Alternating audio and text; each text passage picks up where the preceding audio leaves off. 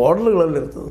ಪಾಕ್ ಆಯ್ತು, ಭಾರತ ಆಯ್ತು. ಅದಕ್ಕೆ ಈ ಬಾರ್ಡರ್ಗಳ ಜನಕ್ಕೆ ನಾವು ಕೇಳಿದಾಗ ಅವ್ರನ್ನ ಮಾತಾಡಿಸಿದಾಗ ಗೊತ್ತಾಗ್ತದೆ, ಹೌದಪ್ಪ ಇದು ಭೀಕರ ಅದಂತ. ಯಾಕಂದ್ರೆ ನೀರು ಸಿಗೋದಿಲ್ಲ, ಲೈಟ್ ಇಲ್ಲ, ಮತ್ತು ಎದ್ದ ತಕ್ಷಣ ನೋಡಪ್ಪ ಪ್ರತಿಯೊಂದು ಸಮಸ್ಯೆ, ಅದರಲ್ಲೂ ಆಹಾರದ ಪರಿಸ್ಥಿತಿ ಅಷ್ಟು ಅವಘಡಿರ್ತದೆ. ಯಾವ ಧಾನ್ಯನೂ ಬಂದು ಮುಟ್ತಾ ಇರೋದಿಲ್ಲ, ಯಾವ್ಯಾವ ಮೂಲೆಯಲ್ಲಿ ಇರ್ತಾರೆ, ಅಲ್ಲಿಂದ ಹೋಗುವಂಥ ಸ್ಥಿತಿಯೊಳಗೆ ಇರೋದಿಲ್ಲ. ಯಾಕಂದರೆ ಹೊರಗೆ ದಾಳಿಯ ಭಯ, ಯಾವಾಗ ಬೇಕಾದಾಗ ದಾಳಿ ಆಗ್ಬೋದು ಅನ್ನುವಂಥದ್ದು.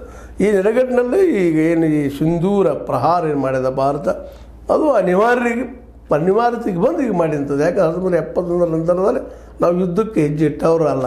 ಯಾಕಂದ್ರೆ ಹೇಗಾದರೂ ಆಗಲಪ್ಪ ನೆಮ್ಮದಿ ಇರಲಿ, ಅವರು ನೆಮ್ಮದಿ ಇರಲಿ ಅಂತ ನಾವು ಬಯಸ್ತವ್ರಲ್ಲ. ಆದರೆ ಪಾಕ್ ಮೊದಲ ನಿರಂತರ ಈ ನಡುವಿನ ವರ್ಷಗಳಲ್ಲೇ ಈ ಭಯೋತ್ಪಾದನೆ ಬೆಳೆಸೋದಷ್ಟೇ ಅಲ್ಲ, ಇವತ್ತು ಭಯೋತ್ಪಾದನೆಯನ್ನು ಒಂದು ಉದ್ಯೋಗ ಮಾಡಿಕೊಂಡು ನಮ್ಮ ದೇಶದಲ್ಲಿ ಸಾಕಷ್ಟು ದಾಳಿ ಮಾಡೋದಷ್ಟೆಲ್ಲ ತೊಂದರೆ ಕೊಟ್ಟಿದ್ದನ್ನು ನಾವು ಗಮನಿಸಿದ್ದೀವಿ.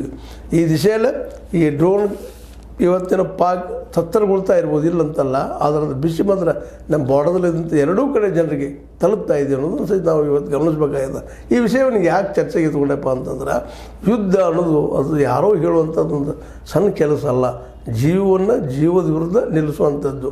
ಆದರೆ ಯಾವ ಜೀವಕ್ಕೆ ಪೆಟ್ಟಿದ್ರು ನೋವನ, ಆದರೆ ಇವತ್ತು ಅನಿವಾರ್ಯ ಆಗಿದೆ. ಅದಕ್ಕಾಗಿಯೇ ಇವತ್ತು ನಮ್ಮ ಸರ್ಕಾರ ಸಹಿತ ಭಾಳ ಸಂಯಮದ ಹೆಜ್ಜೆಯನ್ನು ಇಡ್ತಾ ಇದೆ ಅನ್ನೋದನ್ನು ಈ ಸಂದರ್ಭದಲ್ಲಿ ಗಮನಿಸಬೇಕಾಗಿದೆ ಮತ್ತು ಹೇಳಬೇಕಾಗಿದೆ. ಯಾಕೆಂತಂದರೆ ಇದನ್ನು ಕೇವಲ ಈ ಒಂದು ಭಯೋತ್ಪಾದನೆಗೆ ಮಾತ್ರ ಸೀಮಿತಗೊಳಿಸೋ ಪ್ರಯತ್ನ ಮಾಡಿದರು. ಪಾಕ್ ಅದನ್ನು ಆದಷ್ಟು ಈ ಒಂದು ವರ್ಲ್ಡ್ ವೈಡ್ ಬೆಳೆಯುವಂಗೆ ಇಲ್ಲ ಭಾರತ ತಪ್ಪಾಗ್ಯದಪ್ಪ ಅಂತ ಹೇಳುವಂಥದ್ದು, ಧರ್ಮ ಜಾತಿಗಳ ನಡುವೆ ಈ ಭಾರತ ಜಗಳ ಹಸ್ತದ ಅನ್ನುವಂಥದ್ದಾಗಲಿ ಇದನ್ನು ಪ್ರಚಾರ ಮಾಡೋದಕ್ಕೆ ಇದನ್ನು ಬಳಸ್ಕೊಳ್ತಾ ಇದೆ ಅಂತ.